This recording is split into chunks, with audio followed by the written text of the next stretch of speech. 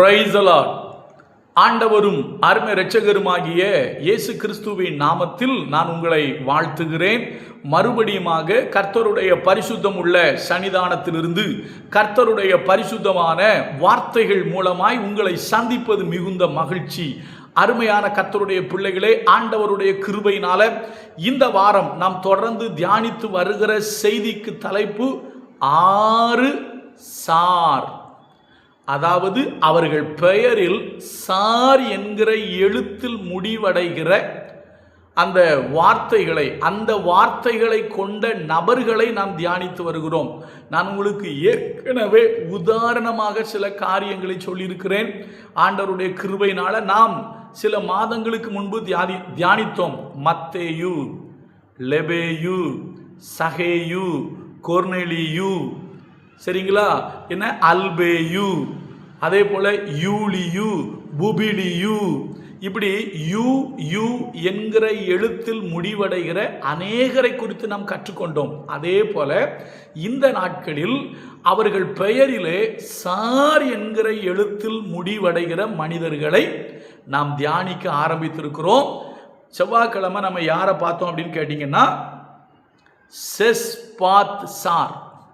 செஸ்பாத் sir யார் அப்படின்னா, கோரேசு ராஜாவால் ஏற்படுத்தப்பட்ட ஒரு தேசாதிபதி. இந்த செஸ்பாத் சார் என்கிற மனுஷன்தான் எருசலேம் தேவாலயம் கட்டப்படுவதற்கு அஸ்திபாரம் போட்டார் என்பதை நம்ம கடந்திட்ட நாட்களில் பார்த்தோம். இன்றைக்கு இஸ்ரவேல் ஜனங்களுக்குள் இருந்த ஒரு சாரை பார்ப்போம். ஒரு சார் அல்ல, இன்னும் ஒருத்தர் இருக்காரு. நான் அவரை வருகிற நாட்களில் காமிச்சு கொடுக்கிறேன். ஒரே பெயரில் இன்னொரு நபர் இருக்காரு. நான் அதை பின்னால் காண்பிக்கிறேன். இன்றைக்கு தேவனுடைய ஜனங்களுக்குள் இருந்த ஒரு சார். அவர் யார் என்று சொன்னால், ஆரோனுடைய மகனாகிய எலெயாசார். எப்படிங்க? ஆரோனுடைய மகனாகிய எலெயாசார். ஆரோனுக்கு மொத்தம் 4 பிள்ளைகள் இருக்காங்க. வாசிக்கிறேன் பாருங்க. என்னாகமத்தின் புஸ்தகம் 3:2. ஆரோனுடைய குமாரர் முதல் பிறந்தவனாகிய நாதாப்.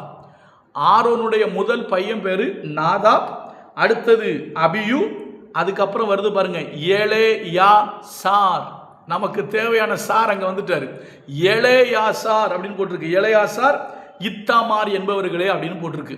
இப்போ நாம் இந்த எலெயாசாரிடத்தில் கற்றுக்கொள்ளுகிற காரியம் என்னவென்று கேட்டால், அருமையான கர்த்தருடைய பிள்ளைகளே, நமக்கு தெரியும் ஆரோனுடைய பிள்ளைகளாகிய, அதாவது மூத்தவர்களாயிருந்தாலும் இந்த நாதாபும் அபியும் கர்த்தர் கட்டளையிடாத அந்நிய அக்கினியை கர்த்தருடைய சமூகத்தில் கொண்டு வந்த பொழுது அவர்கள் கர்த்தருடைய சன்னிதானத்தில் மரித்து போனார்கள்.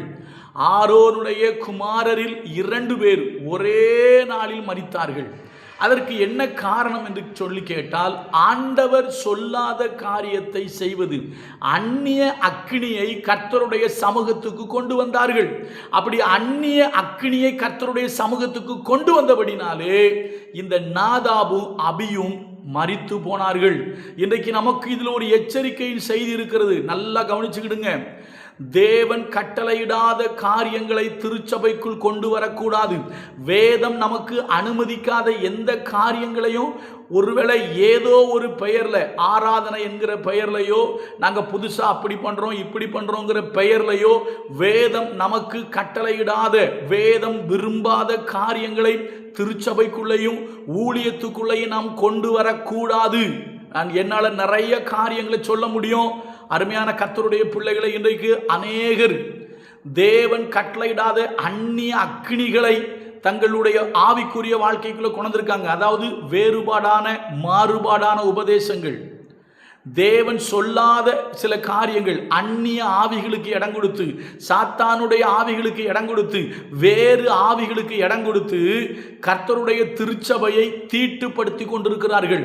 கர்த்தருடைய ஜனங்களை தீட்டுப்படுத்தி கொண்டிருக்கிறார்கள். சரியான ஆவியில் கர்த்தருடைய ஊழியத்தை செய்யாமல், அதாவது பரிசுத்த ஆவியினாலே மாத்திரம் கர்த்தருடைய ஊழியத்தை செய்யாமல், வேறு ஆவிகளுக்கு இடம் கொடுத்து, வஞ்சிக்கிற ஆவிகளுக்கும் மாறுபாடான ஆவிகளுக்கும் இடம் கொடுத்து கர்த்தருடைய ஊழியத்தை செய்கிறவர்கள் இன்றைக்கு அநேகர் உண்டு. அப்படிப்பட்ட அந்நிய ஆவிகளோடு வாழ்கிற விசுவாசிகளும் அநேகர் உண்டு. நன்றாய் கவனியுங்கள். தேவன் கட்டளையிடாத அந்நிய அக்கினியை நாதாபும் அபியும் உள்ள கொண்டு வந்த பொழுது அவர்கள் மரித்து போனார்கள். இப்ப நான் எலெயாசாருக்கு வருகிறேன்.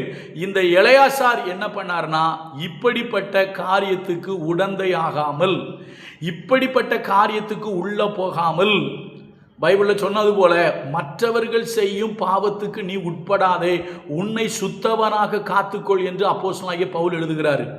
தன்னுடைய சொந்த சகோதரர்கள் தான் அந்நிய அக்கினியை கொண்டு வந்த பொழுது இந்த எலெயாசார் அதில் உடன்படவில்லை. அப்படி உடன்படாததுனாலே அவருக்கு வந்த ஆசீர்வாதம் என்ன நம்ம எல்லாருக்கும் நன்கு தெரியும். ஆரோனுடைய காலம் நிறைவேறும் பொழுது ஆண்டவர் மோசையை கூப்பிட்டு சொல்லுவார். வாசிக்கிறேன், என்னாகமம் 20 அந்த வசனத்தில் போட்டுருக்கு பாருங்களா, 22 போட்டிருக்கோம். சாரி 25 படிக்கிறேன். நீ ஆரோனையும் அவன் குமாரனாகிய எலெயாசாரையும் கூட்டிக் கொண்டு அவர்களை ஓர் என்னும் மலையில் ஏற பண்ணி. அப்போ ஆசாரியனாகிய ஆரோனுடைய மகனாகிய எலெயாசாரை கூட்டிக் கொண்டு மோசே ஓர் என்கிற மலைக்கு போனார். ஓர் என்கிற மலையிலே ஆரோன் மரித்து போகிறார். ஆரோன் மரிப்பதற்கு முன்பாக ஆரோனுடைய ஆசாரிய வஸ்திரங்களை ஆரோனுடைய குமாரனாகிய எலெயாசாருக்கு தரிக்கிறார்கள். கர்த்தர் சொல்லி அதை மோசே அவருக்கு தரிக்கிறார். அப்போ நல்லா கவனிங்க, தகப்பனுடைய அந்த ஆசீர்வாதத்தை மூத்த பிள்ளை பெற்றிருக்க வேண்டும், அதாவது நாதாபு பெற்றிருக்க வேண்டும். ஆனால் நாதாபும் அபியும் கர்த்தருடைய வார்த்தைக்கு கீழ்ப்படியாமல் அந்நிய அக்கினிகளை உள்ளே கொண்டு வந்தபடினாலே அவர்கள் அந்த வாய்ப்பை இழந்தார்கள், மரித்தார்கள். ஆனால் நீங்க பாருங்க, கர்த்தருடைய வார்த்தைக்கு கீழ்ப்படிந்து அந்நிய அக்கினியை உள்ளே கொண்டு வராமல் தன்னை காத்து கொண்ட எலெயாசார் தகப்பனுடைய ஆசீர்வாதத்தை பரிபூர்ணமாக சுதந்தரித்தார். ஆசாரிய பட்டத்தை, பிரதான ஆசாரியனாகிற பாக்கியத்தை, அதாவது ஆரோனுக்கு அடுத்ததாக இஸ்ரவேல் ஜனங்களை நடத்துகிற அந்த பாக்கியத்தை யார் பெற்றார்னா இந்த எலெயாசார் பெற்றார். நீங்க எலெயாசார் சரித்திரத்தை படிச்சீங்க அப்படின்னா, மோசையினுடைய அந்த கடைசி நாட்கள்ல கொஞ்ச நாட்கள் கூட இருந்தது யாருன்னா அந்த எலெயாசார். ஏன்னா அது மட்டுமல்ல, யோசுவாவை அபிஷேகம் பண்ணும்போது கூட இருந்தது யாருன்னா அந்த எலெயாசார். அடுத்தது யோசுவாவோடு கூட கடைசி வரைக்கும் பயணித்தது யாருன்னா அந்த எலெயாசார். இந்த எலெயாசாருடைய மரணம் எங்க எழுதப்பட்டிருக்குன்னு கேட்டீங்கன்னா யோசுவாவின் கடைசியில் எழுதப்பட்டிருக்கும். அப்ப அருமையான கர்த்தருடைய பிள்ளைகளே, எலெயாசார் என்கிற கர்த்தருடைய ஆசாரியன் அந்நிய அக்கினிக்கு இடம் கொடுக்கவில்லை. அதை நான் இப்படி சொல்கிறேன், மாறுபாடான உபதேசங்களுக்கும் வேறு ஆவிகளுக்கும் இடம் கொடாமல் தேவ ஆவியோடு மாத்திரம் தன்னுடைய ஊழியத்தை செய்தார். கர்த்தர் கட்டளையிடாத காரியத்தில் ஈடுபடவில்லை.